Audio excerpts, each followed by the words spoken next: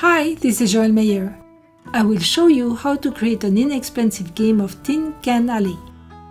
Tin Can Alley is a great outdoor game. When you eat canned food, set the cans aside and remove the lids completely. You will need a minimum of 10 cans of the same size. Remove the label indicating the contents of the can.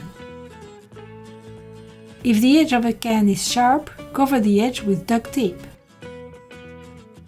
If you want to make the game more colorful, you can decorate the cans.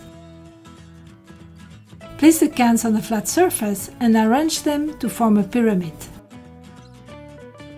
The first row will have 4 cans, the second row will have 3 cans, then the third row will have 2 cans, and finally place the last can at the top of the pyramid. Take a tennis ball or a beanbag and throw it towards the pyramid. The object of the game is to knock over as many cans as possible. If you are keeping score, give 1 point for each can that is knocked over, for example. To print the document with the illustrated instructions, click on the link below the video and visit the Animaplitz website, where you will find hundreds of fun and educational projects. Have fun and see you soon!